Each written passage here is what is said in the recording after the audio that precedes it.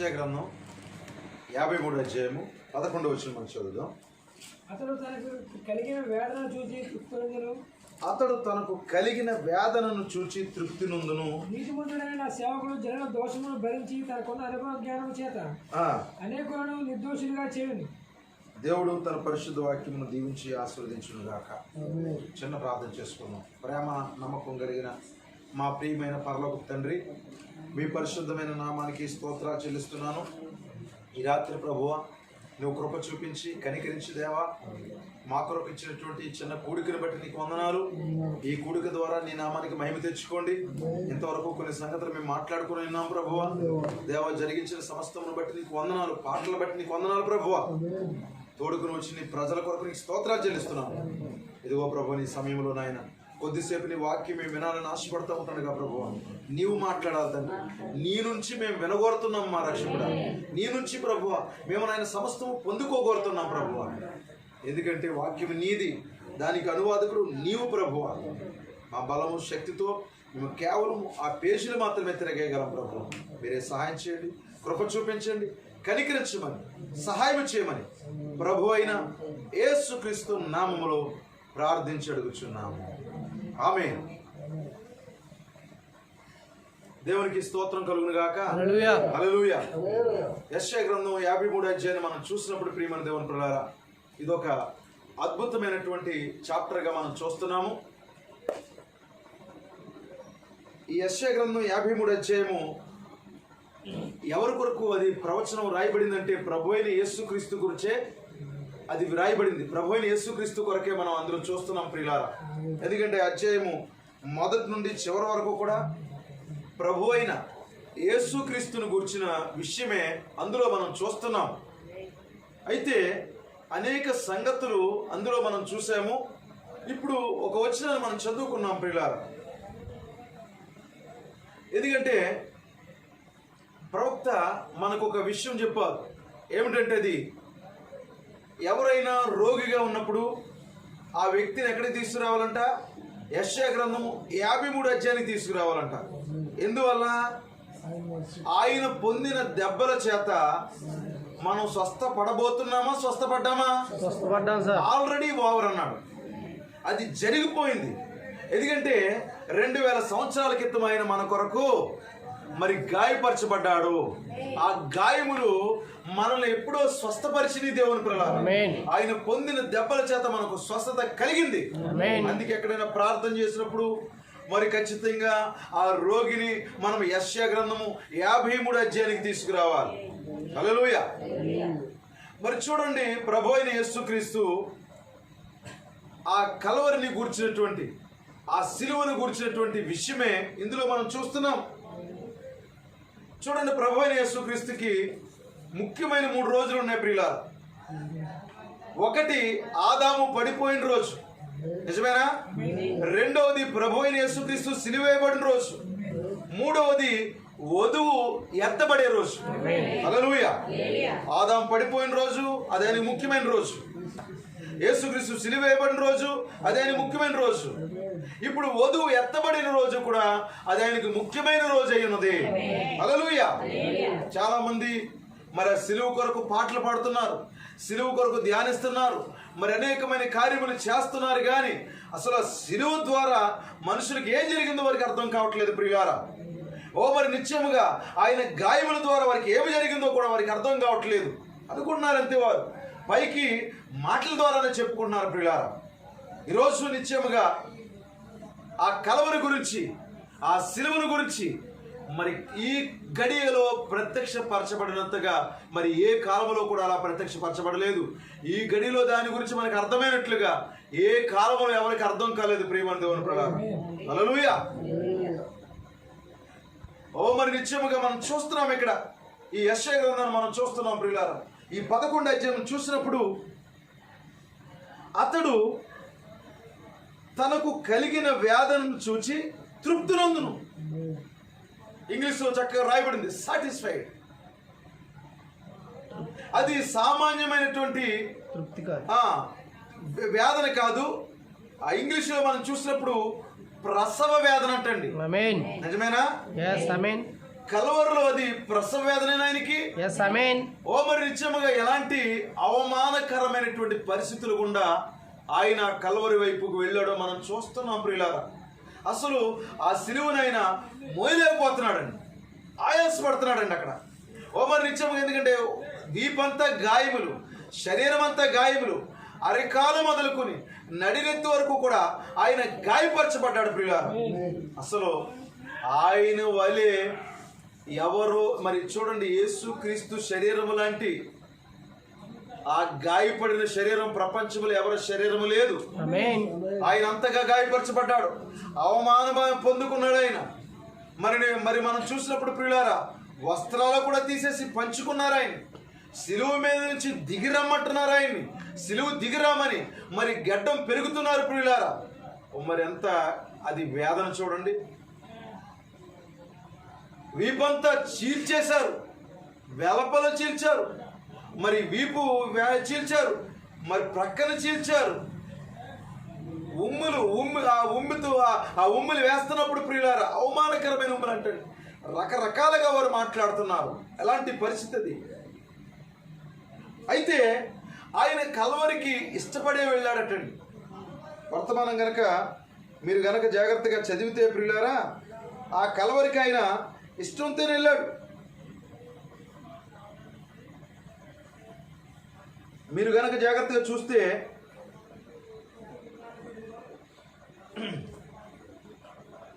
వర్తమానాన్ని మీరు జాగ్రత్తగా ఎన్నో విషయాలు కలవరి గురించి మనం చూస్తాం ప్రియులారా, చూడొచ్చు.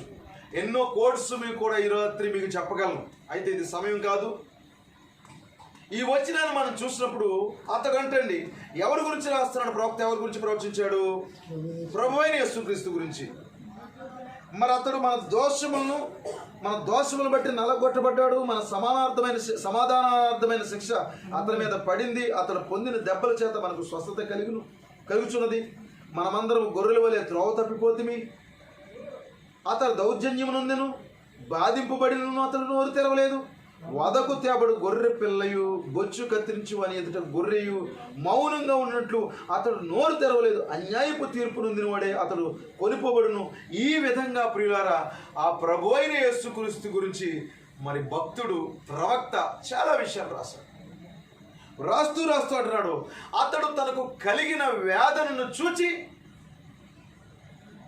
తృప్తిగా ఉన్నాడట. దేన్ని బట్టి అతను సాటిస్ఫై అవుతున్నాడు? ఎందుకు అతను తృప్తిగా ఉన్నాడు? ఏమండి, ఈ లోకంలో ఎవరైనా వేదనలు బట్టి తృప్తిగా ఎవరైనా ఉంటారా? మనిషి ఈరోజు దేన్ని బట్టి తృప్తిగా ఉంటున్నాడు? డబ్బు ఉండాలి, హోదా ఉండాలి, ఆరోగ్యం ఉండాలి, మంచి పేరు ఉండాలి, ఆస్తి ఉండాలి. ఇవన్నీ చూసుకుని మనిషి ఏం చేస్తాడంటే హాయిగా తృప్తిగా ఉంటున్నాడు. బైబిల్లో అలా తృప్తి పడిన ఒక వ్యక్తిని మనం చూస్తాం. ఎవరు చెప్పండి? ధనవంతుడు. ఏమన్నాడు? నా ప్రాణమా తినుము, తాగుము, సుఖించుము. ఈ మూడే విషయాలు. చూడండి, ఇతను ఒక 3 విషయాలతో వెళ్తున్నాడు దేవుని దగ్గరికి. ప్రాణంతో మాట్లాడుకుంటున్నాడు. ఇతడు కూడా భక్తిపరుడేనండి. సండే స్కూల్ వయసు నుంచి కూడా అతడు దేవుని సన్నిధికి వెళ్ళిన వాడే, గొప్ప వ్యక్తి. అతడు ఎలాంటి మాటలు మాట్లాడుతున్నాడు? హాయిగా నిద్రపోయాడు మంచం మీద నిద్రపోయి అనుకుంటున్నాడు, మనకేంటి లోటు? హల్లెలూయా, చాలా డబ్బులు గడించామే, ఆస్తి ఉంది, మంచి పేరుంది, జనుల మధ్యలో పేరుంది, డబ్బులున్నాయి. ఇవన్నీ ఉన్న తర్వాత ఇక మనకు లోటు ఏంటి? తర్వాత అంటండి కొట్లు సరిపోవట్లేదంట, ధాన్యపు కొట్లు. సమకూర్చేది నిలవలేసేసాడు. గురువుగారు చాలా నిలవలేశాడు. ప్రతి ధాన్యపు కొట్టు ఫుల్గా ఉందండి. బంగారం ఉంది, డబ్బు ఉంది, పేరుంది. ఇవన్నీ ఉన్న తర్వాత భూములు ఉన్నాయి. దానికోసం ఊరికే రాత్రి పగలు కష్టపడ్డాడేమో, గోల్కి రీచ్ అయిపోయాడు. చాలా మందికి గోల్స్ ఉంటాయా? ఉండవా?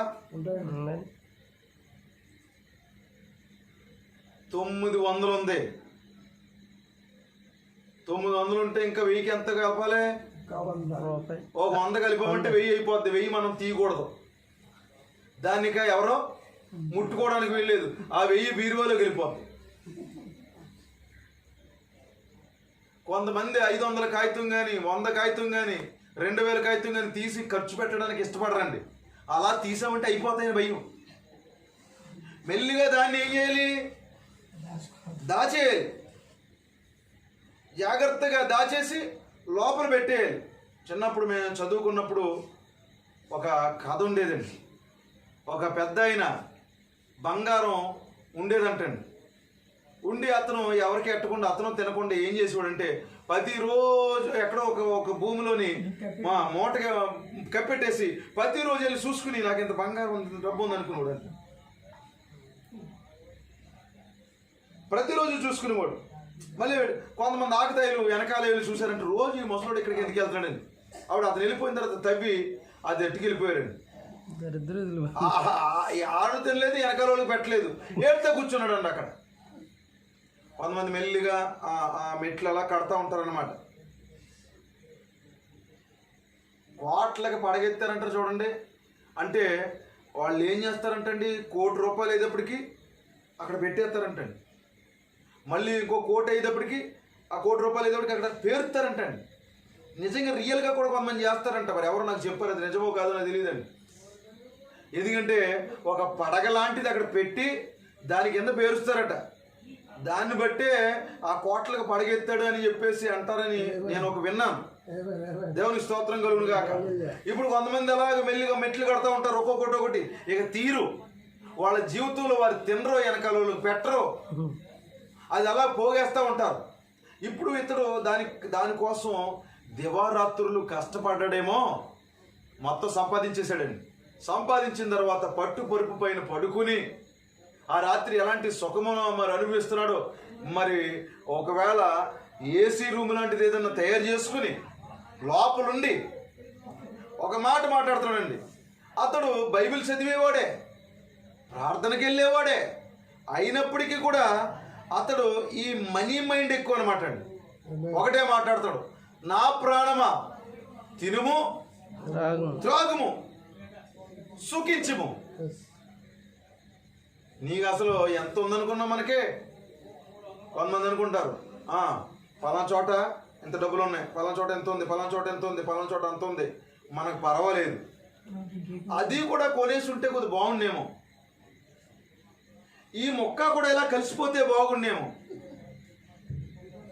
ఆ 2 అలా మనకు కలిసిపోతేనండి చాలా బాగుంటుందండి. ఆ 2 కలిసిపోయిన తర్వాత మళ్ళీ 4 కలిసిపోతే బాగుండు. ఇలాగా తృప్తి లేని జీవితాలు చాలా మంది ఉంటాయి. మానవుడు ఆశ పెద్ద ఉండదండి.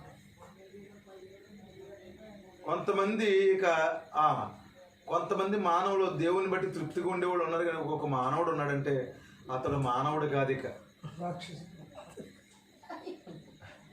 అసలు అంతు ఆశగా ఉండదు అనమాట. అయితే చూడండి, అతడు ఒకటే మాట్లాడాలనుకున్నాను, నా ప్రాణమా తినుము త్రాగుము సుఖించుము సంతోషించు. తన జీవితం అంతా ఇదే అనుకున్నాడు. తిను, త్రాగు, సుఖించు, సంతోషించు, నీకేంటి లోటు? ఒక్కోసారి కొంతమంది నేను చూశానండి స్వయంగా, ఆ చేత్తో ఈ చేత్తో ఇన్ని డబ్బులు లెక్కెట్టాను, ఈ చెయ్యి ఇన్ని డబ్బులు చూసింది అనుకున్నావు, నీకు తెలదు. కొంతమంది భలే మాట్లాడుకుంటారండి, వాళ్ళు అప్పులు తెచ్చినా సరే ఈ చెయ్యి ఇన్ని డబ్బులు చూసింది అనుకో, ఇన్ని డబ్బులు ఇన్ని లక్షలు చేతికి వచ్చిన ఇన్ని డబ్బులు చూసిందో చెయ్య. అద్దం ముందు కూర్చుని ఏమనుకున్నావురా, మీరు లెవెల్ ఎలాగుందరా, అనుభవించు, అద్దం ముందు మాట్లాడుకుని వచ్చేస్తా ఉంటారు కొంతమంది. వారు కొనుక్కున్న వస్తువులు, సంపాదించిన ఆస్తి, డబ్బులు, ఈ బంగారం, ఇవన్నీ చూసుకుని వాళ్ళు ఏమైనా చేయగలరు. వారికున్న పదవులు చూసుకుని అనుకుంటా ఉంటారు, నువ్వంటే ఎవరు అనుకున్నావురా, గోల్డెన్ స్పూన్తో పుట్టావురా, నువ్వు సామాన్యమైన వ్యక్తివి కాదు, అనుభవించరా నువ్వు అనుకుంటా వచ్చేస్తారు. దేవుడు కూడా అలాగా మరి ఊహించుకున్న వాళ్ళని, అలాగ అనుకున్న వాళ్ళ కోసం దేవుడు కూడా కొన్ని ఆలోచనలు ఉంటాయి. ఏమన్నాడు దేవుడు వెనకాల? ఫూల్. ఎందుకు పరలోకమే తక్కువ. హల్లెలూయా. బుద్ధిహీనుడా, ఏం మాట్లాడుతున్నావు నువ్వు? చూడండి, దావీదు కంటే ఆస్తిపరుడేమీ కాదండి ఇతను. కానీ దావీదేమన్నాడు? నా ప్రాణమా యెహోవాను సన్నుతించు, నా ప్రాణమా ఆయన చేసిన ఉపకారంలో దేనిని మరవకు. ఉంటే కొట్లు ఉండొచ్చు గాక, ఉంటే బ్యాంక్ బ్యాలెన్స్ ఉండొచ్చు గాక, ఉంటే నీకు ఏదైనా ఉండొచ్చు గాక, మంచి మంచి వస్త్రాలు, డబ్బులు, తినడానికి లోటు లేకుండా ఉంటే ఉండొచ్చు గాక, నువ్వు ఒకప్పుడు ఎక్కడుండేవాడో తెలుసా దావీదు? తనతోనే తను మాట్లాడుకునేవాడా? గొర్రెల కాపరవు నీవు. ఎటువంటి పేరు ప్రఖ్యాతలు లేని నిన్ను రాజుగా చేశాడు. ప్రాణమా యెహోవాను సన్నుతించు, స్తుతించు, ఆయన చేసిన ఉపకారంలో దేన్ని మరవద్దు. టాప్ టు బాటమ్ అన్ని కూడా నువ్వు గుర్తుపెట్టుకో. ఆపాదమస్తకం, గొర్రెల దొడ్లోంచి సింహాసనం వరకు దేవుడు నీ పట్ల ఏం చేశాడు గుర్తు చేసుకో. నా ప్రాణమా యెహోవాను సన్నుతించు, ఇతను నా ప్రాణమా తిను. అతడి ప్రాణం లోపల యెహోవా కొరకు స్తుతి ఉన్నది, యెహోవా కొరకు ఆరాధన ఉంది. ఇతడి ప్రాణం లోపల డబ్బు, సుఖము, సంతోషం, పరనింద. అంటే తను మెచ్చుకోవడం, ఇతరులే తప్పు పట్టడమే ఆత్మస్థుతి, పరనింద అంటే. కానీ ఇతను తన ప్రాణంతో చెప్పుకున్నాడు, అతని ప్రాణం నేనేముంది, హ్యాపీగా ఉండాలి. హ్యాపీగా ఉండాలంటే మూవీలకి వెళ్ళాలి, ఎంజాయ్ చేయకపోతే ఎప్పుడు చేద్దాం, ఇప్పుడు ఎంజాయ్ చేయకపోతే ఎప్పుడు చేద్దామని మైండ్తో ఉండేవాడు ఆ వ్యక్తి. అయితే ప్రియమైన దేవుని పిల్లారా, చూడండి ఇక్కడ ఏం జరుగుతుంది.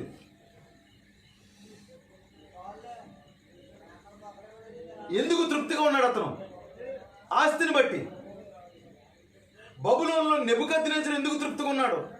ఇదంతా నా గొప్పతనం అనుకున్నాడు అంతే. నేను ఇన్ని సంస్థానాలకు అధిపతిని, ఇంతమంది పెద్ద రాజ్యానికి నేను రాజుని, ఇదంతా నా వైభవం అనుకున్నాడు. తృప్తిగా ఉన్నాడు. చాలా మంది అలాగే తృప్తిగా ఉంటారు ప్రియులారా. నేను పలానా శాఖకు ఇది, నేను పలానా దానికి అది, నేను ఇంత గొప్ప వ్యక్తిని, ఏమనుకున్నావు అని తృప్తి పడతా ఉంటారు. మనుషులు ఎందుకు తృప్తిగా ఉన్నారు ఈరోజు? పేరు ప్రఖ్యాతులు, విద్యను బట్టి, చదువును బట్టి, అందాన్ని బట్టి. నేను ఎంత అందగాను, నేను ఎంత అందగత్తిని, నేను ఎంత బాగా చదువుకున్నాను, నేను ఎంత డబ్బు సంపాదించాను, తృప్తిగా ఉంటారు. ఇక్కడ ఈయన తృప్తి డిఫరెంట్, ఈయన సాటిస్ఫాక్షన్ చాలా డిఫరెంట్ గా ఉంది. నిజమేనా? ఈయన సాటిస్ఫాక్షన్ అంతా ఏంటి? తనకు కలుగుతున్న వేదనను బట్టి అతడు తృప్తిని పొందాడు అంటే. ఇదేంటి వేదనలు మనిషిని ఎందుకు తృప్తినిస్తాయి? ఒక దేవుడికి తను కలుగుతున్న వేదన ఎందుకు తృప్తి అయింది? ఎందుకు ఆ యొక్క మరి యెషయా ప్రవక్త అలాగా అతని గురించి మాట్లాడుతున్నాడు? ఏనాడని మీరు అర్థం చేసుకున్నారా ప్రియులారా? ఎందుకు దేవుడు ఆయన దేని బట్టి తృప్తిగా ఉండాలి? ఆయన సృష్టించిన పరలోకాన్ని బట్టి, ఆయన సృష్టించిన దేవదూతలను బట్టి, ఆయన సృష్టించినటువంటి సృష్టిని బట్టి, నదులు, సముద్రాలు, ఆకాశం, మహాకాశాలు, వీటిని బట్టి ఆయన తృప్తిగా లేడు. ఆయన సృష్టించిన దేవదూతలను బట్టి తృప్తిగా లేడు. ఆయన సృష్టించినటువంటి పరలోకాన్ని బట్టి ఆయన సంతోషించట్లేదు. హల్లెలూయా. ఆయన దేని బట్టి సంతోషంగా ఉన్నాడు, దేని బట్టి తృప్తిగా ఉన్నాడు? ఆయనకు కలుగుతున్న వేదన. హల్లెలూయా. ఎందుకు? అతనికి కలుగుతున్న వేదనను బట్టి ఆయన తృప్తిగా ఉన్నాడు. ఏం చూశాడు అక్కడ ప్రవక్త? చాలా ప్రసవ వేదన అంటండి. ప్రసవ వేదన పడుతున్నాడు ఆయన కల్వరిలో. అయినప్పుడు కూడా ఆయన అన్నాడు, ఐఎమ్ సాటిస్ఫైడ్, నేను తృప్తిగా ఉన్నాను, నేను ఈరోజు చాలా సంతోషంగా ఉన్నాను. ఏంటి కొరడా దెబ్బలకి తృప్తి? అవమానకరమైనటువంటి ఉమ్మిలికి ఆయన తృప్తి పడుతున్నాడా? హల్లెలూయా. ఎందుకు అలాగున్నాడు ఆయన? మరి వీపు చేర్చబడుతుంటే తృప్తా? గడ్డం పెరుగుతుంటే తృప్తా? నువ్వు దేవుని కుమారుడు అని చెప్పుకున్నావు కదా, నువ్వు దేవుని కుమారుడు అయితే నువ్వు సిలువ మించి దిగిరా. అవమానకరమైన మాటలండి. తను రక్షించుకోలేడు. నువ్వు రక్షించుకుని మమ్మల్ని కూడా రక్షించవచ్చు కదా, నువ్వు రక్షకుడు అయితే, లోక రక్షకుడు అని చెప్పుకున్నావు కదా. చాలా ఇలాంటి పరిస్థితుల్లో ప్రతి మాటను బట్టి తృప్తిగా ఉన్నాడండి, ప్రతి దెబ్బను బట్టి ఆయన తృప్తిగా ఉన్నాడు. హల్లెలూయా. ప్రతి గాయాన్ని బట్టి ఆయన తృప్తిగా ఉన్నాడు. ఆయన కలువరి సిలువలో ఆయనకి మరి నిత్యముగా 5 గాయాలు మనం చెప్పుకుంటాం. అయితే ఇంకొక కోణంలో కూడా మీకు చెప్తున్నాను చూడండి, ఆయనకి 7 గాయాలు అయినాయి దేవుని ప్రకారం. నిజమేనా? లెక్క పెడదామా? చెప్పండి. 1, 2 పాదాలకి 4, 2 పాదాలకి 2, 4, వీపు 5, శిరస్సు 6, పక్క 7. స్తోత్రం కలుగునుగా. హల్లెలూయా. ఎన్ని గాయాలైనవి అడిగి? 7 గాయాలైనవి. నిజమేనంటారా? 7 గాయాలు 7 ముద్రలేనంటారా? దేవుని స్తోత్రం కలుగును గాక. ఇప్పుడు ఈ 7వ గాయం ఏంటి? 7th సీల్ ఇది. దేవుని స్తోత్రం కలుగును గాక. ఇది 7వ ముద్ర అయినది. మరి నిత్యముగా ప్రియమైన దేవుని ప్రియులారా, ఆయన ముఖం అంతా నలిగిపోయిందంటే, అన్ని చోట్ల మచ్చలంటండి. అందుకే అక్కడే మనం చూస్తాము ఆ యొక్క లేఖనములో, ఆయనకి సొగసైనను స్వరూపమైన లేదు. ఆయన చూసి మరి గుర్తించేంతగా, అపేక్షించినంతగా ఆయనలో ఏమీ లేదండి. ఎందుకంటే ఆయన వస్త్రమే లేదు ఆయన ఒంటి మీద. కలువరి సిలువలో ఆయన ఎలాగ ఉన్నాడంటే రక్తపు ముద్దలాగా ఉన్నాడండి. ప్రవక్త అంటాడు, ఆ రాబిని పెట్టండి ఒకటి వచ్చి ఆ కలువరి సిలువ మీద రాలి ఏం చేసిందంటే మేకులు తీయడానికి ప్రయత్నం చేస్తుందంటండి. ఆయన చేతుకున్న మేకులు అప్పుడు తీయడానికి అది ప్రయాసపడుతుంటే అప్పుడు ఆ ప్రయాసలో దానికి కింద బ్లడ్ అంటుకుంది, రక్తం అంటుకుంది పొట్ట చుట్టూ. ఎప్పటికీ ఆ పక్షికి ఆ రక్తం అలాగే ఉండిపోయిందని ప్రవక్త చెప్పాడు. హల్లెలూయా. అయితే నేను ఇక్కడ చెప్పాలనుకున్నవి వెరీ సింపుల్ అనమాట అండి. ఇప్పుడు నేను చెప్పాలనుకున్నది ఏంటంటే, తనకు కలిగిన వేదనను బట్టి ఆయన తృప్తిగా ఉన్నాడు. ఒకసారి మనం ఏదైనా వైపు వెళ్దాం ప్రియమైన దేవుని. ఆది కాండంలోకి వెళ్దాం. ఆది కాండంలో ఆదాముని మనం చూసినప్పుడు, ఆదాముని దేవుడు చేసి అతని పక్కన కూడా దేవుడు చీల్చాడండి. నిజమేనంటారా? ఇప్పుడు ఆదాము పక్క చేర్చబడుతున్నప్పుడు ఆదాముకి ఒక మేజర్ ఆపరేషన్ జరిగింది. చాలా పెద్ద ఆపరేషన్ జరిగింది ఆదాముకి. వింటున్నారమ్మా? హల్లెలూయా. వింటున్నారా లేదు నాకు అర్థం అవట్లేదు. వెనకాల కనపడతలే. దేవుని స్తోత్రం. ఏదైనా వనములో ఆదాముకి మేజర్ ఆపరేషన్ జరిగిందండి. ఇప్పుడు మేజర్ ఆపరేషన్ జరిగినప్పుడు దేవుడు అతను పక్కన చీల్చి పక్కటి ఎముకను తీసి ఆ ఎముకను స్త్రీగా నిర్మించి ఇప్పుడు ఆదాము దగ్గరికి తీసుకొచ్చాడు. ఇప్పుడు ఆదాముకి గాయమైందంటారా? ఆదాముకి వేదన పట్టిందంటారా? హల్లెలూయా. ఇప్పుడు ఆదాము తనకు కలిగిన వేదనను బట్టి తృప్తిగా ఉన్నాడా లేదా? ఎందుకంటే ఎందుకు ఆదాము తృప్తిగా ఉన్నాడు? ఎందుకు కలువరి సిలువలో మరి ప్రభువైన యేసు క్రీస్తు ప్రక్క చేర్చబడుతున్నప్పుడు ఐఎమ్ వెరీ సాటిస్ఫైడ్. నేను తృప్తిగా ఉన్నాను, నేను సంతోషంగా ఉన్నాను, నాకేం పర్వాలేదు, కొట్టమని వీపు మీద. ఎందుకంటే ఆయన అలాగ స్త్రీ సంతానము ద్వారా నేను వచ్చి మరి ఆ సర్పాన్ని చితకదొక్కుతానని ఏదేను వనములోనే ఆయన నిర్ణయం తీసుకున్నాడు. ఏదైనా వనములోనే నీ సంతానానికి స్త్రీ సంతానానికి, నీ విత్తనానికి మరి స్త్రీ విత్తనానికి వైరం కలుగజేస్తానన్నాడు. యువర్ సీడ్ దై సీడ్. నీ విత్తనానికి మరి స్త్రీ సంతానం ద్వారా వచ్చినటువంటి ఆ విత్తనానికి వైరము కలుగజేస్తానన్నాడు.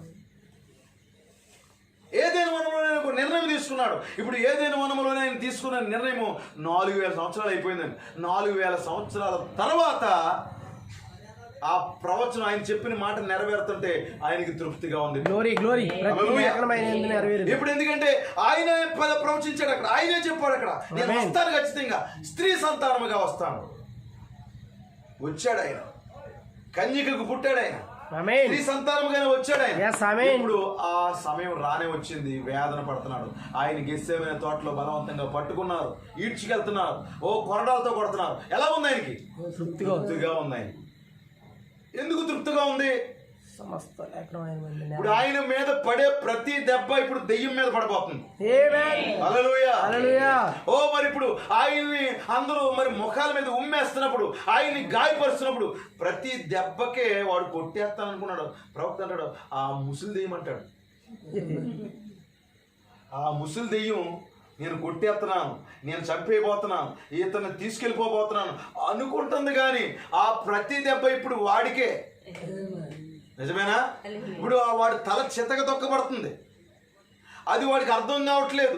ఆయన్ని హింసిస్తున్నా అనుకున్నాడు కానీ వాడి తల చితక కొట్టబడుతుంది. ప్రియమైన దేవుని ప్రియులారా,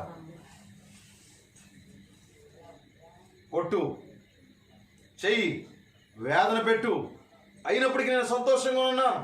ఎందుకంటే నాది అయిపోయిన తర్వాత నీకు మరలా తిరిగి లేచే అవకాశం లేకుండా తొక్కేస్తాను అనుకున్నాడు ఆయన. ఆ తర్వాత ఇప్పుడు ఏం జరిగింది? ఇప్పుడు ఆదాము ఎందుకు తృప్తిగా ఉన్నాడు? ఏదో నవనంలో ప్రభువా నన్ను ఎందుకు చేసుకున్నావు, నన్ను ఎందుకు తీసుకొచ్చావు, ఎందుకు నన్ను ఇలాగా నా పక్కన చీల్చేసి ఎముకను తీసేసి ఈవినంత అవసరమా? లేదండి. ఆ ముందు పెట్టగానే అతను అంటున్నాడు నా ఎముకలో ఎముక, నా మాంసంలో మాంసము, ఇది నరుని నుండి తీయబడింది. హల్లెలూయా. ఆమె ఎవరు? ఆదాము. హల్లెలూయా. అవ్వ ఎవరు? ఆదామై ఉన్నది. ఎందుకంటే అవ్వకే సొంతంగా ఏమన్నా ఉన్నాయా? లేవు. అవ్వ ఎముకలు ఎవరి? ఆదామి. అవ్వ మాంసం ఎవరిదే? ఆదాముది.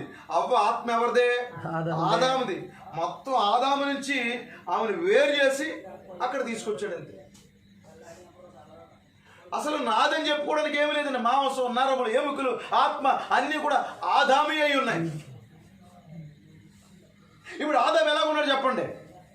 ఆదాము ముందు అవ్వను పెట్టగానే ఎలాగున్నాడు? తృప్తిగా ఉన్నాడు. ఆపరేషన్ చేశాను ఏమైనా బాధగా ఉందా నాకు? లేదు. నాకు నువ్వు భార్యనిచ్చావు, ఈమెను బట్టి నేను సంతోషంగా ఉన్నాను. ఎందుకంటే ఫస్ట్ ఆదాము ఒక్కడే ఉండేవాడండి, ఒంటరిగా. నిజమేనండి. ఎన్ని వేల సంవత్సరాలు ఉన్నాడు, ఎన్ని వందల సంవత్సరాలు ఉన్నాడు? ఎందుకంటే అది మరి టైం లేదు దానికి. మరి నిశ్చత్వంలో ఉన్నాడండి. టైం ఎప్పటి నుంచి స్టార్ట్ అయింది? అతను ఒక మరి నిశ్చత్వం నుంచి కాలంలో పడిపోయాడు కదండి. ఇప్పుడు అతను ఒంటరిగా ఎంతకాలం ఉన్నాడో ఎవరికే తెలియదండి. చాలా కాలం ఉన్నాడు, ఒక్కడే ఉండేవాడు, ఒంటరిగా ఉండేవాడు. అప్పుడు అనుకున్నాడు దేవుడు ఇతనికి ఒక సాటి అయిన సహాయం చేయాలనుకుని. ఆ సాటి అయిన సహాయం అంత గమనం వచ్చేసిందా? ఆపరేషన్ ద్వారా వచ్చింది. నిజమేనండి. దేవుని స్తోత్రం కలుగును గాక. ఆ బాధ తర్వాత కంటిన్యూషన్ అయిపోతుంది. కొంతమందికి అర్థమవుతుంది రండి. దేవుని స్తోత్రం కలుగును గాక. హల్లెలూయా. ఎందుకంటే ఆ బాధ కొంతమందికి జీవితంలో ఇక అది అలా భాగమైపోతూ ఉంటుంది అన్నమాట. ఇప్పుడు అందులోకి మనం వెళ్ళొద్దు కానీ ఉండే. ఇప్పుడు అతనికి ఒక భార్యను తీసుకుని వచ్చాడు. ఏమైనా నొప్పిగా ఉందా?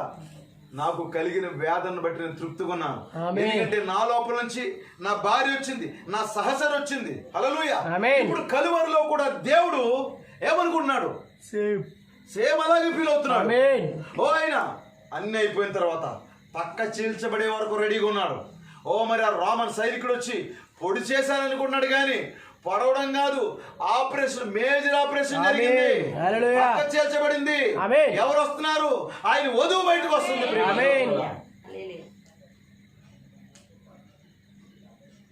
వధువు కొరకు ఆయన ఓర్చుకున్నాడు అంటారా? నిజంగా ప్రియమైన దేవుని ప్రకారం నాకు ఉదయకాలం నేను దీన్ని ధ్యానిస్తున్నప్పుడు, దీన్ని గురించి నేను ఆలోచిస్తున్నప్పుడు మరి ఎంత నాకు ఆనందం వేసిందంటే, ఏంటంత త్యాగం మన కొరకు. ఆయన ఎదురు చూస్తున్నాడు లాస్ట్ వరకు ఈ కార్యం ఎప్పుడు జరుగుతుందని. కొరడా దెబ్బలు ఆయనకు తృప్తినిచ్చినాయా? ఉమ్మిలు ఆయనకు తృప్తినిచ్చినాయా? గడ్డం పట్టుకుని పెరుగుతుంటే తృప్తిగా ఉన్నాడా? ఎవరు కొరకు ఇదంతా కూడా? బ్రైడ్ కొరకు, ఆయన భార్య కొరకు, వధువు కొరకు. హల్లెలూయా. ఓ మన నిత్యముగా ఏదేను వనములో లేని తృప్తి సృష్టిని చేసినప్పుడు లేని తృప్తి. గ్లోరీ గ్లోరీ హల్లెలూయా. హల్లెలూయా. బైబిల్లో మీరు ఎక్కడైనా చూడండి, ఆయన తృప్తి పడ్డాడు, తృప్తిగా ఉన్నాడు అనేది ఆయనకు కలుగుతున్న వ్యాధులు బట్టి ఆయన తృప్తిలో ఉంది, సాటిస్ఫైడ్. సృష్టి చేసినప్పుడు ఆయన ఏమనుకుంటే చెప్పండి, మంచిది, ఆమేన్ ఆమేన్. గుడ్ ఆమేన్ గుడ్ గుడ్. ఎప్పుడు సాటిస్ఫై అవుతాడు? ఆమె రావాలి. ఆమేన్. హల్లెలూయా. చూడండి, మరి యూదులు వచ్చారు,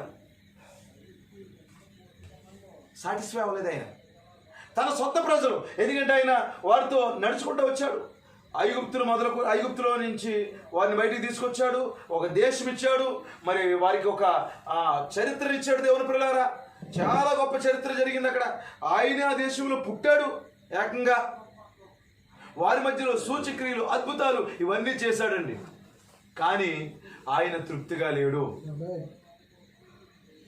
దాన్ని బట్టి ఆయన తృప్తి పడతలేదు. ఎప్పుడు తృప్తిగా ఉన్నాడు ఆయన? ఆయన వధువు రంగం పైకి రావాలి. ఆశామాషిగా రాలేదు ఇప్పుడు ఆమె. మొదటి ఆదాముకి మేజర్ ఆపరేషన్ ఎలాగైతే జరిగిందో, కడపటి ఆదాముకి కూడా అలాగే జరిగినట్టుగానే ఆయన అలాగే జరిగించుకున్నాడు. ప్రియమైన దేవుని పిల్లలారా, ఆ పక్క చేల్చబడిన తర్వాత ఆ ప్రక్కలోంచి ఆమె బయటకు వస్తుంది ఇప్పుడు. ఓ నిశ్చయముగా ప్రియ దేవుని పిల్లలారా, ఈ రాత్రి మనకి ఎంత ఆదరణ ఇది, ఎంత సంతోషం ఇది. ఓ ప్రభువా, కొరడా దెబ్బలు నీకేమీ కలగలేదా? మీరు వస్తున్నందుకు నాకు సంతోషం. హల్లెలూయా. ఓ మరి నిశ్చయముగా ప్రియులారా, ఆ పురుటి నొప్పులు తల్లి పడుతున్నప్పుడు ఇంకా నాకు బెడ్లు వద్దు అనుకోదిక. ఖచ్చితంగా ఏం జరుగుతుందంటే, ఎంత వేదన పడినా బెడ్ వచ్చేసరికి ఆమెకు తృప్తిగా ఉంటుందండి. ఆ బిడ్డ పుట్టగానే తనకు కలిగిన వేదన బట్టి మరి తల్లి సంతోషిస్తారు. ఈ పురిటి నొప్పులు, ఈ యొక్క మరి కత్తితో కోత నాకు సంతోషం. ఎందుకు? నిన్ను బట్టి. ఈ బిడ్డను బట్టి నేను ఓర్చుకున్నాను, ఈ బిడ్డను బట్టి నేను తృప్తిగా ఉన్నాను. ఇప్పుడు కలువరిలో ఎందుకు ఆయన వేదన తృప్తిగా ఉన్నాడు ఆయన? ఎందుకు అలాగ ఎదురు చూస్తున్నాడు ఆయన? ఎందుకు అలా ఓర్చుకున్నాడు అవమానాలన్నీ కూడా? ఒక్క దెబ్బతో అక్కడి నుంచి లేచి ఉమ్ములూసేవాళ్ళని, కొరడాలతో కొట్టేవాళ్ళని, పొడిచేవాళ్ళని, వీళ్ళందరినీ ఒక్క దెబ్బతో మరి ఆయన నశింపజేయవచ్చు. దేవుని పిల్లలారా, నశింపజేయట్లేదు. ఇదంతా ఏమిటంటే, చూడండి, ఆపరేషన్ చేస్తున్న డాక్టర్ని శుభ్రంగా భర్త వచ్చి టపటప కొడేస్తాడా? బంధువులు అందరూ వచ్చేసి ఏంటి ఆపరేషన్ ఏంటి, కోసేస్తున్నారేంటి, ఇలా చేసేస్తున్నారేంటి, అలా చేసేస్తున్నారేంటి, మీరు ఇలా మాట్లాడుతున్నారేంటి అని అక్కడ అందరూ రభస్ చేయరండి. అందరూ సైలెంట్ అయిపోతారు. సైలెంట్ అవుతారు ఎవరా? అక్కడ దూతలు సైలెంట్ అయినాయా లేదా? హల్లెలూయా. అక్కడ పరలోకమంతా సైలెంట్ అయిందా లేదా? ఎందుకంటే ఒక వ్యక్తి రాబోతున్నాడు, ఒక జనరేషన్ రాబోతుంది. మునుపుడి కంటే, మునుపు వచ్చిన వారి కంటే ఇప్పుడు గొప్ప వ్యక్తులు రాబోతున్నారు. హల్లెలూయా.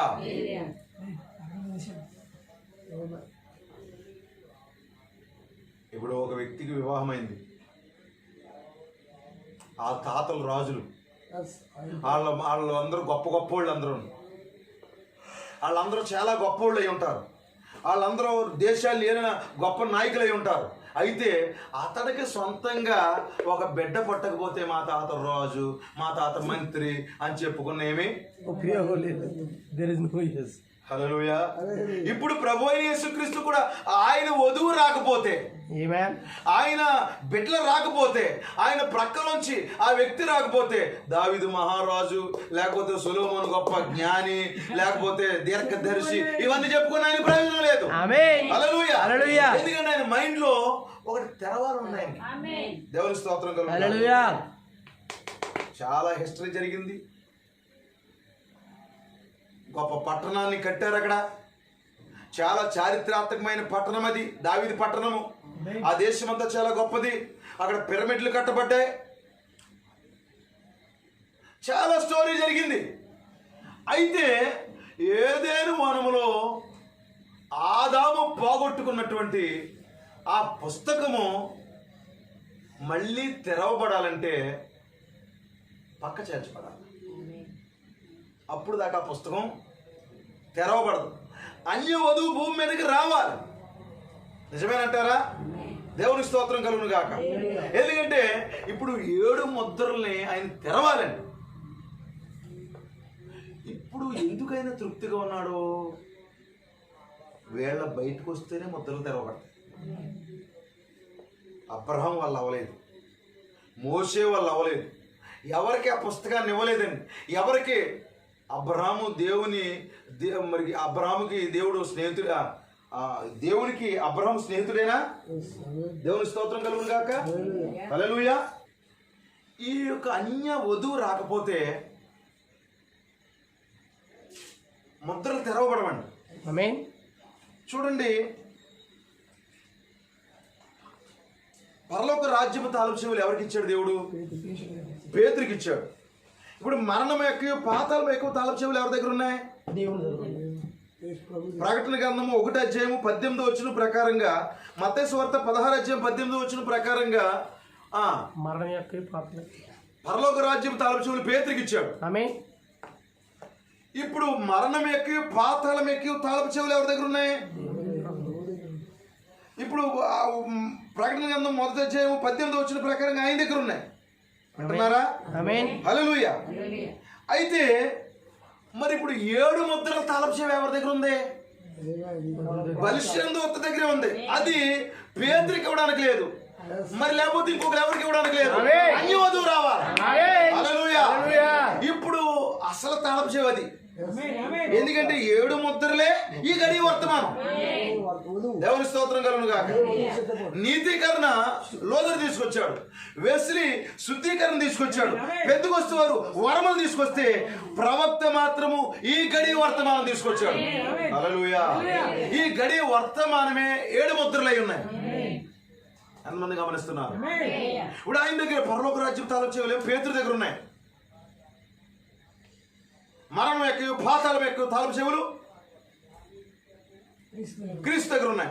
చాలా మంది అంటారు, మనం యేసుప్రభు మాట వింటామా, దేవుడు ఏంటి పేతురు మాట వింటామా? మరి పేతురు దగ్గరే పరలోక తాలపు చెవులు ఉన్నాయి. మరి ప్రభు దగ్గరికి వెళ్తే ఆయన మరణం ఎక్కువ, పాతాళం ఎక్కువ తాలపు చెవులు ఉన్నాయి. నేరుగా మాకు పేతురు అక్కర్లొద్దు, ప్రవక్త అక్కర్లొద్దు అంటే మరణం ఎక్కువ, పాతాళం ఎక్కువ తాలపు చెవులు తీస్తాడు, తీసుకుని లోపల పోతాం. ఇంకా దేవుని స్తోత్రం కలుగును గాక. చూడండి ప్రియమైన దేవుని పిల్లారా, లోకాసు వార్త 11:52 ఒకసారి చదవండి.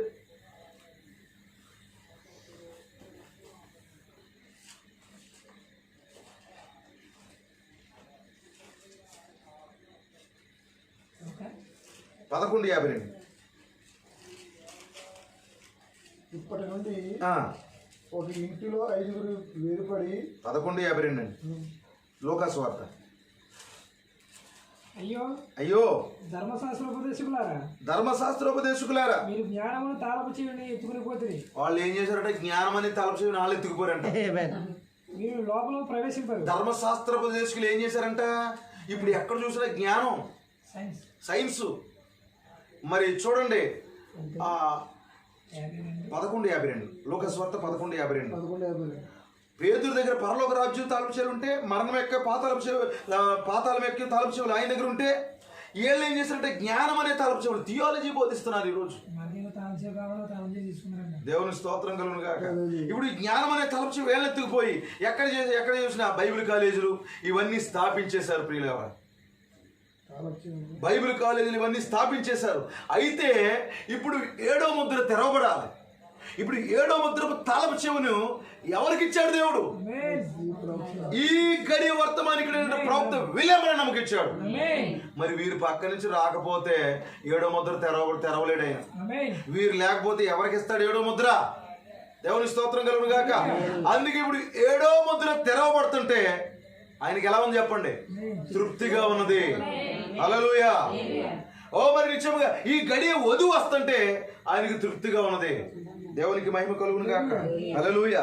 చూడండి ప్రకటన గ్రంథము 1:8 ఒకసారి చదవండి. అల్ఫాయు ఒమేగా నేనే, వర్తమాన భూత భవిష్యత్ కాలంలో ఉన్నవాడు నేనే అని సర్వాధికారి ప్రభువులకు సెలవు చెందినాడు.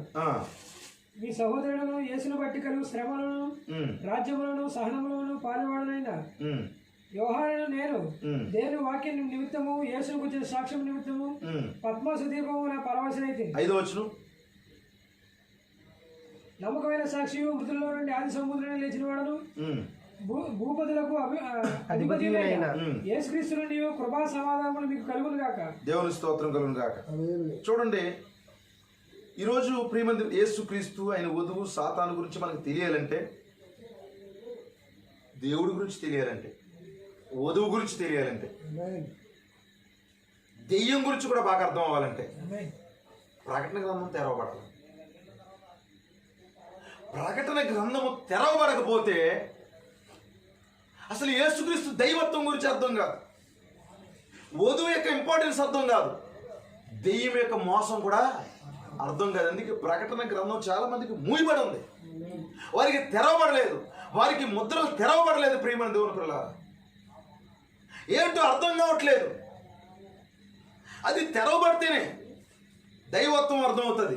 ఈరోజు చూడండి, ప్రవక్త వచ్చి ఆది కాండం విత్తనాల గ్రంథం అన్నాడు, ప్రకటన గ్రంథం కోత గ్రంథం అన్నాడు. అది పంట. అది ఇప్పుడు ఈ 2 గ్రంథాలను దెయ్యం ద్వేషిస్తాడు.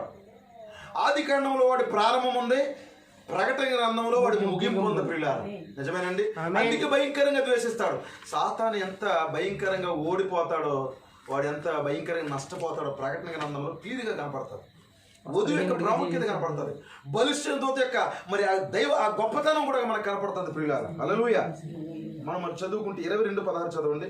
ప్రకటన అండి 22:16. సంగముల కోసము ఈ సంగతులను గురించి మీకు సాక్ష్యం ఇచ్చడానికి యేసు అని నేను నా దూతను పంపిస్తున్నాను. నేను దావీదు వేరు చిగురును సంతానమును ప్రకాశమానమైన వేగం చుక్కలై ఉన్నాను. చూసారండి, ఆయన దైవత్వం గురించి చక్కగా మాట్లాడుతున్నాడు. దైవత్వం అర్థం అవ్వాలంటే ప్రకటన గ్రంథంలో చక్కగా అర్థమవుతుంది. దావీదుకి ఆయన ఎవరంటండి? వేరు చిగురు. అందుకే అల్ఫా ఒమేగా, మొదటివాడు కడపటివాడు. దీని గురించి పెద్ద వివాదాలు పెట్టేసుకుని మనుషులు ఏం చేస్తారంటే ఆయన్ని ఎట్లాగోలాగా ఆయన్ని ముగ్గురుగా తయారు చేసేస్తున్నారు. అంతే. వీరు బుర్రంతా జాగ్రత్తగా పెట్టి ఎవరన్నా వచ్చి దాన్ని మళ్ళీ విడగొట్టేస్తారేమన్నట్టుగా అతికించేసి మూడు తలకాయలు ఆయనకి పెట్టేసి ముగ్గురుగా ఆయనైతే అన్నాడు, దావీదుకి వేరుని దావీదుకి చిగురుని. అంటే నేను 2 వ్యక్తులని కాదు, కింద ఉన్నది నేనే, పైన ఉన్నది నేనే, అల్ఫాలో ఉన్నది నేనే, ఓమేగాలో ఉన్నది నేనే. దైవత్వం ఈజీగా అర్థమవుతుంది ప్రకటన గ్రంథంలో. దేవునికి మహిమ కలుగును గాక. ఈరోజు చాలా మంది వర్తమానంలోనే అర్థం అవ్వలేదు రండి. వర్తమానంలోనే తత్వాన్ని బోధించే వాళ్ళు చాలా మంది ఉన్నారండి. తప్పిపోయిన వాళ్ళు నేను చూశాను. కానీ ఈ ప్రకటన గ్రంథం తెరవబడితే వదిలేంటో అర్థమవుతుంది. ప్రకటన గ్రంథం తెరవబడింది అనుకోండి, దేవుడు ఏంటో అర్థమవుతుంది. ప్రకటన గ్రంథం అర్థమైతే దెయ్యం యొక్క మోసం కూడా అర్థమవుతుంది, మనుషులకు అర్థమవుతుంది. దేవుని పిల్లలు హల్లెలూయా. చూడండి, ప్రకటన గ్రంథము 7:17 చదవండి. ఏలైనగా సింహాసనం మధ్య ముందు గొర్రెపిల్ల వారికి కాపయ్యాయి జీవజాల బొగ్గల యొద్దకు వారిని నడిపించును.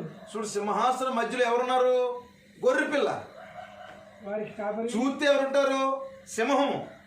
మీకు చాలా సార్లు ప్రకటన గ్రంథము 6 అధ్యాయములోను 5 అధ్యాయములు 7 అధ్యాయం డిఫరెంట్ మీతో నేను మాట్లాడాను. దేవుని పిల్లలారా, దేవుని స్తోత్రం కలుగును గాక. ఆయన ముద్రలు తెరిచాడు అంటాడు. ముద్రలు తెరిచి ఎవరికి ఇచ్చాడు? ఇప్పుడు 5 అధ్యాయం సత్తి మనకు చిన్న మాట అంటే పెద్ద మర్మాలు ఏమీ కాదు కానండి, సింపుల్గా 5 అధ్యాయం ఎవరైనా తెరవబడకుండా తీయబడకుండా ఉండే ఆ పుస్తకాన్ని తీసి ఆ యోహాను ఏడుస్తాడు కదండి. ఏడ్చిన తర్వాత ఏడవద్దని బహుగా ఏడ్చుండగా ఆ పెద్దల్లో ఒకడు ఏడవద్దు, ఇదిగో దావీదు చిగురైన యోధా గోత్రపు సింహము, ముద్రను తీసి ఆ గ్రంథం ఇప్పటికే జయం పొందని నాతో చెప్పాను. ఇప్పుడు ఎవరు జయం పొందారంట? సింహం. మరియు సింహాసనములకు ఆ 4 జీవుల మధ్యలో పెద్దలకు మధ్యలో వదింపబట్టున గొర్రెపిల్ల నిలిచి ఉన్నట్టు చూచింది. గొర్రెపిల్లకు పని అక్కడ ఓ సింహాసనం మీద ముగ్గురు కూర్చుని దెబ్బలాడేసుకుంటే ఇప్పుడు సింహం ఏమన్నా గొర్రెపిల్ల గాయపరిచేసిందా? ఓయ్, నేను తండ్రిని, నేను పెద్దోడిని, నువ్వు సింహాసనం మీద కూర్చున్న వీటిని గొర్రెపిల్ల కానీ కొరికేసింది అంటారా? అక్కడ సింహాసనాన్ని మీద సింహాన్ని చూశాడు, గొర్రెపిల్ల. గొర్రె పిల్ల ఉంది అక్కడ. ఆ గొర్రె పిల్లకు 7 కొమ్ములు, గొర్రె పిల్లకు ఆ, 7 కొమ్ములను 7 కన్నులు ఉండేవి. ఉండెను ఆ కన్నులు భూమి అందరికి పంపబడిన దేవుడు 7 ఆత్మలు. 7 ఆత్మలు. ఆయన వచ్చి సింహాసనం ముందు ఆశీనుడైన వాడి కుడి చేతిలో నుండి ఆ గ్రంథము తీసుకున్నాడు. ఆ, ఆయన దాన్ని తీసుకున్నప్పుడు ఆ, ఆ 4 జీవులు వీణలను దూప ద్రవ్యంతో నిండిన సువర్ణ పాత్రలు పట్టుకుని ఆ ఉన్నారు. సింహాసనం మీద నుంచి ఆయన సింహాసనం మీద ఆ గ్రంథం తీసుకున్నాడు. ఆశీనుడైన వాడి కుడి చేతిలో నుండి ఆ, ఆ గ్రంథం తీసుకున్నాడు. ఆ, ఆయన దాన్ని తీసుకున్నప్పుడు ఉమ్, ఆ 4 జీవులను అవును. వీణను ద్రౌప ద్రవ్యముతో నిండిన సువర్ణ పాత్రలు పట్టుకుని ఉన్న ఆ 24 పెద్దలను ఉమ్, ఆ గొర్రె పిల్ల ఎదురు సాగిలపడింది. ఉమ్, ఆ పాత్రలు పరిశుద్ధుల ప్రార్థనలు. అవును.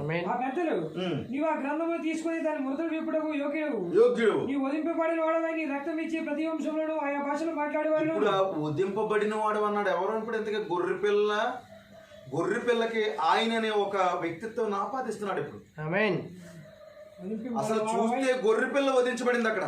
అయితే ఇప్పుడు ఏమన్నాడు, నువ్వు వధించబడ్డావు. ఇప్పుడు ల్యామ్ బికేమ్ మ్యాన్. దేవుని స్తోత్రం కలుగును గాక.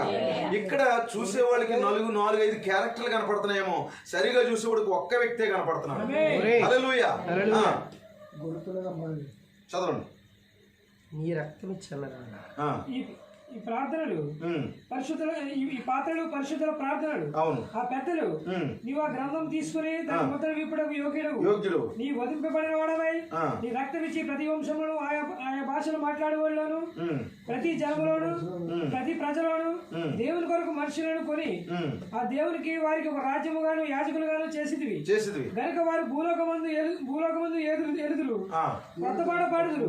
అవును. మరియు నేను చూడగా సింహాసనమును జీవులను పెద్దలను ఆవరించి అనేక దూతల స్వరము వినబడేది. వినబడింది. వారి లెక్క కోట్ల కొలదిగా ఉండేది. ఆ, వారు ఇప్పుడు ఆరాధ్యం మొదటి వచ్చిన చదవండి. ఆ గొర్రెపిల్ల 7 ముద్రలో ఒక మొదటి దాన్ని విప్పినప్పుడు ఇప్పుడు సింహాసనం మీద సింహం గొర్రె ముద్రలు విప్పడానికి యోగ్యత పొందుకుందిగా 5 అధ్యాయంలో. ఆ తర్వాత ఏమో నువ్వు ఆ ముద్రలు విప్పడానికి నువ్వు యోగ్యుడు అని ఒక వ్యక్తిని మాట్లాడుతున్నాడు. మళ్ళీ ఇప్పుడు ఎవరు విప్పుతున్నారు? గొర్రె పిల్ల విప్పుతుంది. ఎంతమంది కనపడుతున్నారు? ఎవరన్నా దెబ్బలాడుకుని గాయమైపోయింది అనుకుంటున్నారా? వాళ్ళ దెబ్బలాడేసుకుని ముగ్గురు, తండ్రి, కుమార, పరిశుద్ధాత్మలు. హల్లెలూయా. సింహము, గొర్రె పిల్ల, ఆ వ్యక్తి ఒకే దేవుడు. ఇది అర్థం అవ్వాలంటే ఈ కాలంలో వధువు రావాలి. హల్లెలూయా. ఇప్పుడు ఆ గొర్రె పిల్ల మొదటి ముద్రను విప్పినప్పుడు చదవండి. నేను చూడగా 4 జీవులలో ఒకటి రమ్ము అని ఉరుము వంటి స్వరంతో చెప్పేటి వింటిని. మరియు నేను చూడగా ఇది ఒక తెల్లని గుర్రము కనబడెను. దాని మీద ఒకడు విల్లు పట్టుకుని కూర్చుండే. నేను 2వ ముద్ర చూడండి. ఇప్పుడు ఆయన 2వ ముద్ర విప్పినప్పుడు మొదటి ముద్ర ఎవరు విప్పారు? గొర్రెపిల్ల. 2వ ముద్ర ఎవరు విప్పుతున్నారు? ఎంతమంది విప్పుతున్నారు ఇక్కడ? హల్లెలూయా. అక్కడేమో సింహం ఉందా? సింహం మరి ఈ గొర్రెపిల్ల ఇప్పెత్తట్టు ఊరుకుంటదా? ఎంత పెద్ద ముద్రలో ఎంత పెద్ద అడావుడి ఏం చేస్తారు? సింహం వచ్చి దెబ్బలాడేది కదా. సింహము, గొర్రెపిల్ల, ఆయన. దేవునికి మహిమ కలుగును గాక. 3వ ముద్ర ఆయన 3వ ముద్ర విప్పినప్పుడు రమ్ము అని 3వ జీవులు చెప్పేటి వింటిని. దేవునికి స్తోత్రం కలుగును గాక. ఇక ఆయన 2వ ముద్ర, ఆయన 3వ ముద్ర, ఆయన 4వ ముద్ర, ఆయన 5వ ముద్ర, ఆయన 6వ ముద్ర, ఆయన 7వ ముద్ర. దేవునికి మహిమ కలుగును గాక. 5 అధ్యాయంలో ఎవరిని చూపించాడు అక్కడ? నువ్వు ఏడవద్దు,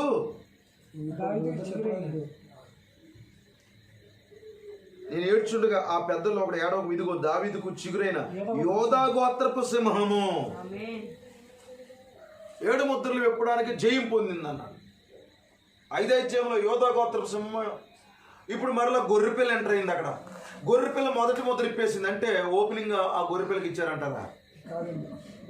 నువ్వు ఓపెనింగ్ చేయి, మిగతా నేను చూసుకుంటా అన్నాడు దేవుడు. ఇది ఆ కలజోడు పెట్టుకుంటే అలాగే అర్థమవుతుంది. 3D కలజోడు అనమాట. దేవుని స్తోత్రం కలుగును గాక. ఆ 3D కలజోడులో చూస్తే ఇప్పుడు పచ్చ కలజోడు పెట్టుకున్నాం అనుకోండి, అంతా పచ్చగానే కనపడుతుంది. ఎర్ర కలజోడు పెట్టుకున్నాం, చూసిందంతా ఎర్ర కలజోడు కనపడుతూ ఉంటుంది. కానీ అది తీస్తే వాస్తవం ఏంటో తెలుస్తుంది. ప్రత్యక్షత. దేవుని స్తోత్రం కలుగును గాక. ఇప్పుడు చూడండి 5 అధ్యాయం 5వ వచనం చదవండి. ప్రకటన 5 అధ్యాయం 5వ వచనం. ఆ పెద్దలో ఒకడు ఏడవకము, ఇదిగో దావీదుకు చిగురైన యోధ గోత్రపు సింహం 7 ముద్రలు తీసి ఆ గ్రంథం ఇప్పటికే జయం పొందని నాతో చెప్పాను. చూసారండి, ఇప్పుడు చూడండి, దైవత్వం యొక్క మర్మము, వధువును గురించిన ప్రత్యక్షత, సాతాను యొక్క బలహీనతలు, ఈ ముద్రలు ఎవరు తెరిచారనే ఈ గొప్ప కార్యాలన్నీ కూడా పూర్తిగా అర్థం అవ్వాలంటే ఖచ్చితంగా ఈ గడియ వధువు రావాలి. అప్పటి వరకు ఆ గ్రంథం ఏమైంది చెప్పండి? ముద్రించబడే ఉంది. హల్లెలూయా. అందుకే నేను ఏం చెప్తున్నానంటే,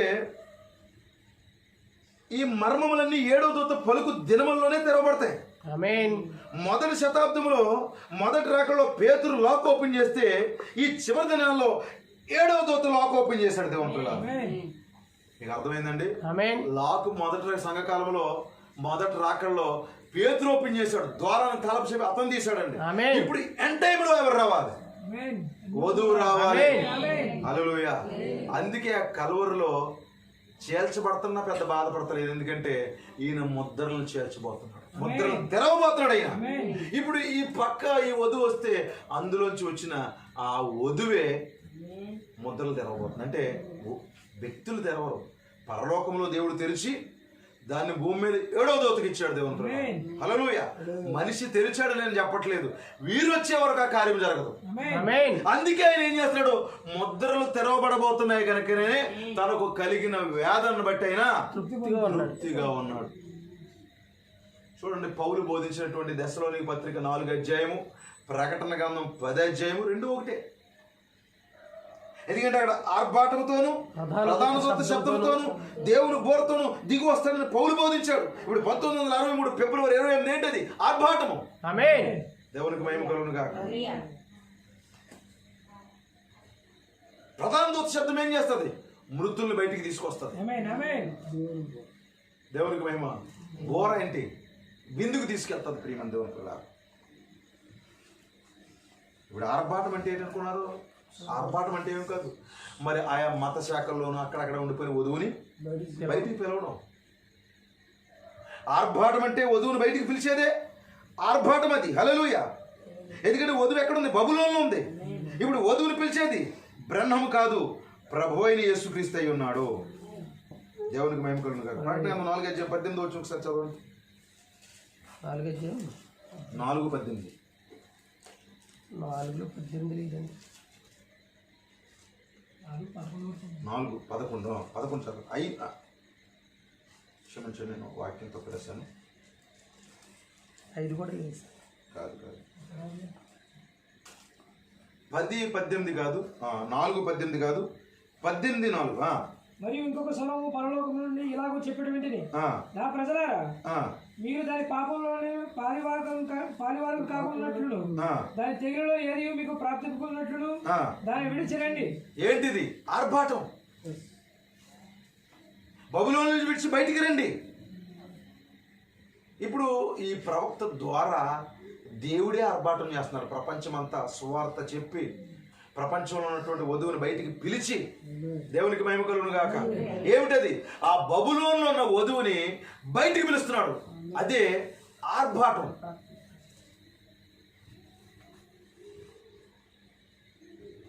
ఆర్భాటము, ప్రధాన దూత శబ్దం, దేవుని బోర. మరి ఈ 3 మనం చూస్తున్నాం దేవుని పిల్లలారా. అయితే ఈ ఎక్కడున్నాయంటే విప్పబడి ఉన్న ఒక చిన్న పుస్తకంలో ఉన్నాయి. ఆర్భాటము, ప్రధాన దూత శబ్దము, దేవుని బోర ఎక్కడున్నాయి? విప్పబడిన పుస్తకంలో ఉన్నాయి. దేవుని స్తోత్రం కలుగును గాక. హల్లెలూయా. అందుకే ఈరోజు ప్రియమైన దేవుని పిల్లలారా, మనకేం జరిగింది? ఆ యొక్క ప్రకటన యెషయా గ్రంథంలో మనం చూసినప్పుడు ఏం చూసాం ఇక్కడ? ఆయనకి కలిగిన వేదనను బట్టి అతడు ఎలా ఉన్నాడు?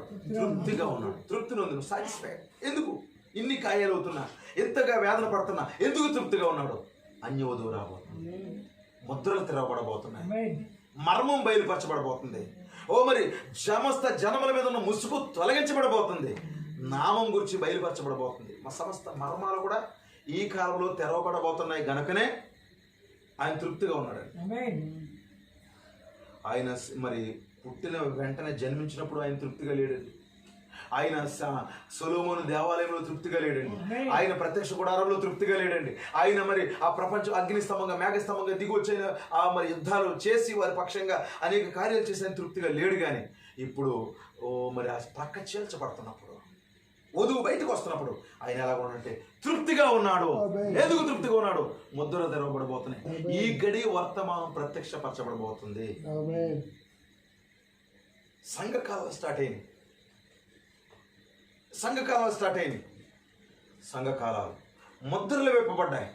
ఆయన బలిష్ఠుడైన దూతగా దిగి రాబోతున్నాడు. అందుకే ఆయన తృప్తి. ఇప్పుడు వీరందరూ కూడా ఇలా హింసించి ఆయన చంపేయచ్చు. ఆయన ఒక దినాన మరలా బలిష్ఠుడైన దూతగా దిగి రాబోతున్నాడు.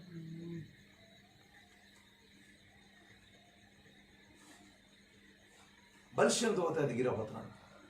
ఒక పాదం సముద్రం మీద, ఒక పాదం భూమి మీద మోపి ఆర్భటించి హల్లెలూయా 7 ఉరుములు వాటి శబ్దములు పలుకుతున్నప్పుడు దేవుని ప్రకారం ఆ 7 ముద్రలు విప్పబడుతున్నప్పుడు అది సాటిస్ఫాక్షన్. ఇప్పుడు ముద్రలు తెరవబడకపోతే ఆయనకి సాటిస్ఫై ఉండదండి. మీరు అర్థం చేసుకోండి. ముద్రలు తెరవబడితే తృప్తి.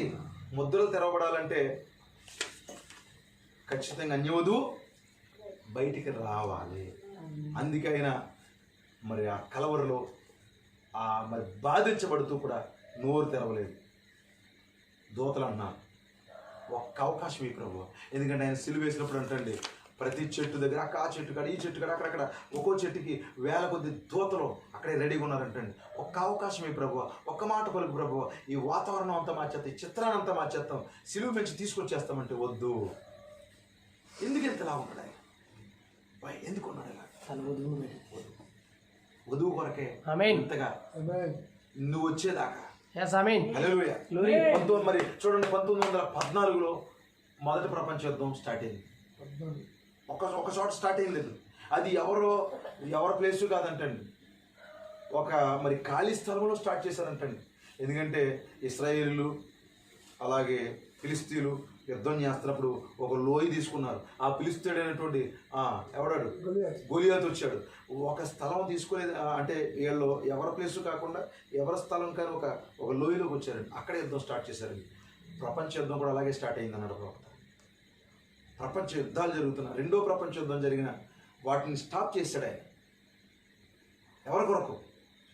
వధువు కొరకు, నీ కొరకు. నువ్వు వచ్చేదాకా ఆయన అలా ఉన్నాడు. ఈ 7వ ముద్ర మరి 7 ముద్రలు తెరవబడి ఆ 7 ముద్రను మరి ప్రవక్తకిచ్చి మరి ఆ ప్రవక్తను బోధించమని ఆ ప్రవక్త ద్వారా అని అన్నాడు. ఇక నుంచి మిమ్మల్ని సంఘమని పిలవను, మిమ్మల్ని వధువు అని పిలుస్తాను అని ఆయన మాట అనేదాకా ఆయన తృప్తిగా లేదు. మరి ముద్రలు తెరవబడడం ద్వారా మరి పరలోకము ఉమ్మడి వారసత్వము అని చెప్పేదాకా ఆయన తృప్తిగా లేడు. ఆయన మనసులో ఉంది ముద్రలు తెరవబడాలి. ముద్రలు తెరవబడాలంటే ఆ జనరేషన్ రావాలి. ఇప్పుడు ఆదాము అతడు ఒక సంపూర్ణమైన వ్యక్తి అవ్వాలంటే రావాలి. అహస్వరోషుకి ఆవిడేమో తిరస్కరించేసింది. తిరస్కరించేస్తే వస్తే ఇప్పుడు ఎస్తేరు రావాలి. హల్లెలూయా. ఇప్పుడు వివాహం చేసుకున్నాడు, 7 సంవత్సరాలు కొలువు చేసి. ఎవరు? యాకోబు. 7 సంవత్సరాలు కొలువు చేసుకుంటే ఎవరు పుట్టారు? ఎవరు వచ్చారు? గుడ్డిది. నిజమా కదా? లేయకి ఏంటంటే జబ్బు కళ్ళు. ఎక్కడున్నాడు మా యాకోబు గారు? హల్లెలూయా. యాకోబు గారు ఎక్కడున్నాడు? ఇప్పుడు ప్రభు అయిన యేసుక్రీస్తు కూడా ఇశ్రాయేల్ దగ్గర కొలువు చేస్తే ఎవరు వచ్చారు? మొదటి భార్య గుడ్డిది. ఆయన ఎవరో తెలియక పొడి చేశారు, ఆయన ఎవరో తెలియక ఉమ్మేసారు. అయితే మరలా కొలువు చేశాడు. యాకోబు మరలా కొలువు చేస్తే అప్పుడు మరలా మరి ఎవరు వచ్చారు? రాహేలు వచ్చింది. ఇప్పుడు 7 సంఘకాలాలు మన కొరకు కొలువు చేశాడు. హల్లెలూయా. కొలువు చేస్తే ఇప్పుడు మరలా ఇప్పుడు ఈ వధువు వచ్చింది. ఈ వధువు రావడానికి ఆయన పక్క చేర్చబడాలి. పక్క చేల్చబడితే ముద్రలు కూడా తెరవబడతాయి. ముద్రలు తెరవబడుతున్నందుకే ఆయన తృప్తిగా ఉన్నది. ఎందుకంటే ఆయన గురించి అర్థమవుతుంది, వధువు గురించి అర్థమవుతుంది, మర్మాలన్నీ విప్పబడతాయి, ఆ ముసలి దెయ్యం గురించి కూడా అర్థమైపోతుంది. అందుకే ఆయన వేదన ఆయనకు తృప్తిగా ఉంది. ఆమేన్. ఈ రాత్రి ఆయన తృప్తి నిన్ను బట్టి, నన్ను బట్టి హల్లెలూయా. ఈ ముద్రలు మన చేతిలోకి వచ్చిన తర్వాత సంతోషం ఉంటాయి. ఆయన ఏంటో అర్థమైంది, ప్రజలకి, ప్రపంచానికి అర్థమైంది, ఆయన వధువుకు అర్థమైంది, మర్మాలన్నీ విప్పబడ్డాయి. ఈరోజు ప్రియమంది ఉంటుంది అన్యుల రూమ్ పోపుల రూమ్గా మారి కాంచన్ చక్రవర్తి ఏం చేశాడు? తప్పుడు సిద్ధాంతాలు ప్రవేశపెట్టాడు. ప్రవేశపెట్టినప్పటికీ కూడా ఎన్ని కష్టాలు వచ్చినా, ఎన్ని శ్రమలు వచ్చినా వధువు సంఘకాలన్నింటిలో కూడా వధువు వచ్చుకుంది. ఈ చివరి దినాలకు వచ్చేసాము. మన కొరకు దేవుడు ముద్రలు తెచ్చాడు. చూడండి, శ్రమను తప్పించుకోవాలంటే ఏం తెరవబడాలి చెప్పండి? ముద్రలు తెరవబడాలి. ఇప్పుడు పేతురు ద్వారా తాళపు చెవి ఇచ్చి పరలోక రాజ్యపు తాళపు తెరిచాడు కనుకనే అతను ఏమైంది? యూదులందరూ తప్పించుకున్నారు. కాన్స్టంటైన్ చక్రవర్తి నుంచి తప్పించుకుని ప్రపంచ దేశాలను చెదిరిపోయి మొత్తం అందరూ చనిపోకుండా ఒక దినానికి ఆ దేశం వెళ్ళిపోయారు. ఇప్పుడు మనము తప్పించుకోవాలంటే ముద్రలు తెరవబడాలి. ఇప్పుడు మనకు ముద్రలు తెరవబడ్డాయా? కొంతమందికి 7వ ముద్ర తెరవబడింది. 7వ ముద్ర తెరవబడినందుకే ఆయన తృప్తి. వధువు బయటకు వచ్చినందుకే ఆయన తృప్తి. దేవుడు మన దీవించును గాక. దేవుడు మన ఆశీర్వదించును గాక. God bless you all.